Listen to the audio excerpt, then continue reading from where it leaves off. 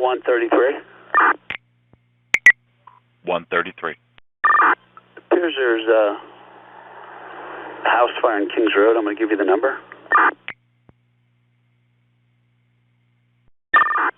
265 Kings Road. It appears the house is on fire. 133 received. There's a residential structure fire. It's right across from, let me see if I can get out and investigate. I don't have a hand unit.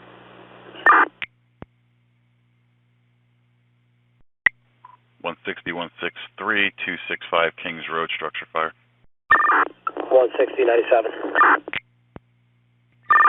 160 received.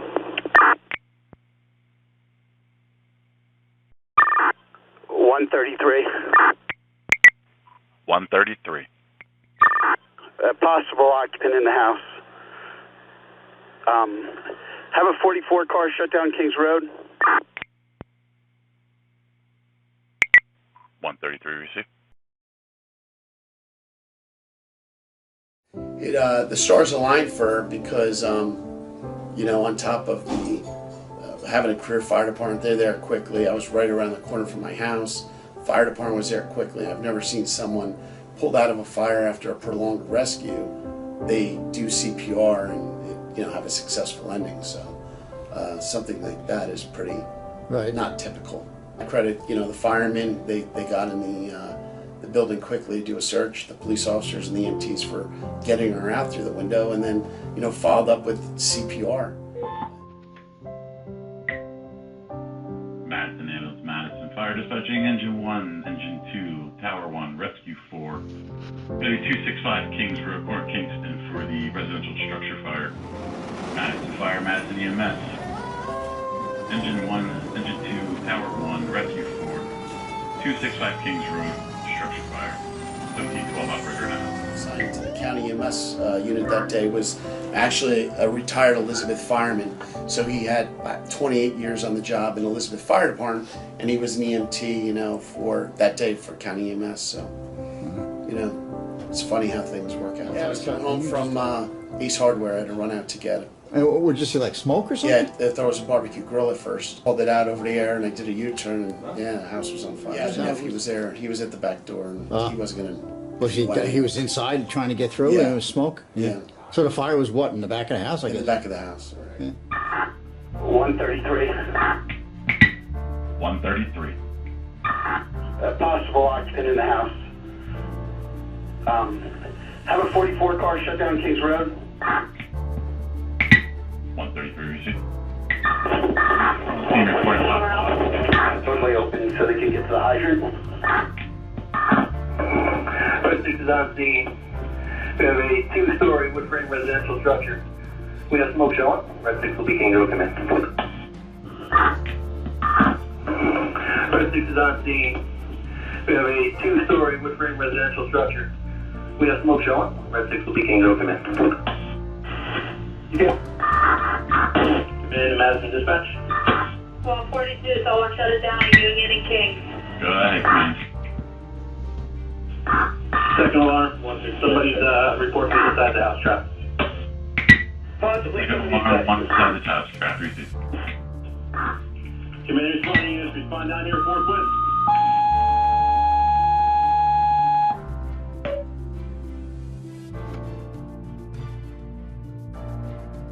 Well, you know, I want to start by saying, obviously, I'm extremely proud of all three of you. You know, working in a town like Madison, where you know everyone, and you know everyone's family in several generations. When we got the call that night, I heard whose house it was.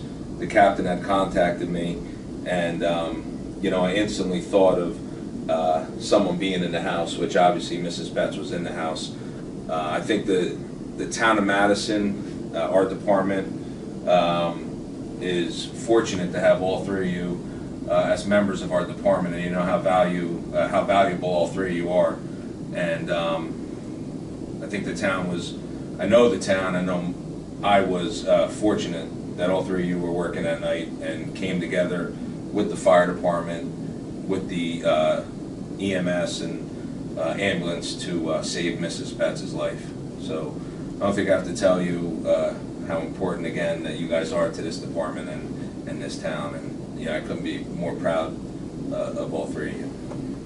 In our line of work, we work 24 hours a day, 7 days a week, it feels like at times. And the captain, you being off at the time and driving home and having my work car. Having your work car, and seeing the black smoke, obviously you knew something was wrong and knew enough to stop, check on it, and evaluate the situation. And I think, and I know that your experience as a former career fireman, and knowing the components of what you were looking at and what type of situation that you had, definitely was a huge asset to recognizing what was going on and making the initial call. It's very hard to tell someone, one of us especially, to not go in there when we know someone's in there. And all three of these officers, went above and beyond, and two of them here, the sergeant and the corporal, taking on smoke and inhaling and having to get treated at the hospital. But we do what we have to do when we have to do it, and that's our job, and that's what we signed up for. I think everyone definitely, we got lucky that night. It definitely, it could have been more, the officers could have been definitely injured and taken on more smoke than they did, but we had a positive outcome, and it worked out for everyone involved, especially the victim who made a full recovery that night. My name is Lou DROSA, and I'm the fire chief for the borough of Madison. And I'd just like to say how proud I am of my three firefighters that were involved in a rescue that we had last August on Kings Road, where they rescued an elderly woman who was trapped in a fire. These three firefighters put themselves at grave risk entering that structure with just the protection of a hose line. No backup team, no anything. Their efforts were gallant and very brave. The efforts of all the first responders that afternoon in not only the rescue but saving the life of that woman were tremendous. Outstanding job done by all, great team. That day, that afternoon, things worked out very, very well. We have a combination fire department where our volunteers meet us at the scene. So that particular day, one of the Valor Award winners tonight, Dominic, is a volunteer with our department, and he went right to the scene. The other two were on duty. The three of them went into that structure, first Sean and Bruce. Dominic joined them about 30 seconds later after he arrived, and they executed a search, found her, and couldn't get her out through the way they came in. So they found a window where they saw light coming through and broke the window out. Notified the people on the front lawn where we were, and they went and handed her out through the window, and then they exited that window as well with the help of Cedar Knolls firefighters who just arrived, who happened to be on a call nearby our town border, heard it, knew that they were going to be called in, which they were, and were able to get there relatively quick as our fast team and do the job that they're supposed to. The Madison Police Department, Captain Joe Longo, who was on his way home, lives down that end of the town, happened to come across, see the smoke, and called it in. Joe was also a former firefighter with the Madison Fire Department in the career division and volunteer years ago, and he did a good job of getting things started and getting rescue crews to the scene. Well, the kitchen door on the rear of the building was already open when we arrived. Flames were coming out of it, and a neighbor who's actually a relative across the street said she's still in there, and we believe her to be in that back room area. So they made entry through the open door. Flames were coming out over the door. They knocked them down with the hose line, did a quick search, and was able to find her relatively quick. She's alive today due to the heroic actions of all. On behalf of the Cedar Knolls Fire Department and Hanover Township Fire District 3, I'd like to commend both Lieutenant Ballat and Firefighter Salty for their hard work and their ability to assist Madison Fire Department that day during their rescue. So congratulations to both Lieutenant Ballat and Firefighter Salty. I want to thank the 200 Club for acknowledging the heroic efforts of Ron and Charles.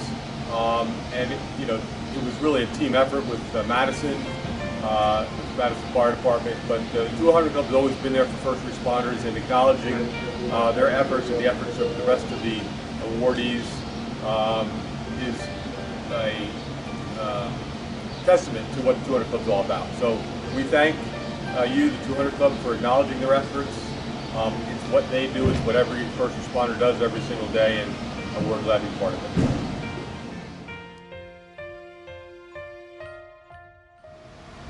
We're extremely proud of our staff, Ron and Charles, for being put in for the 200 Club Award and also being chosen to be part of the awardees. That day in Madison was a complete team effort between police, fire, EMS, paramedics from the hospital. It was really a team effort. Obviously there was rescue involved in both fire and the EMS portion of that fire scene. But it was really a team effort. It's what first responders do every day.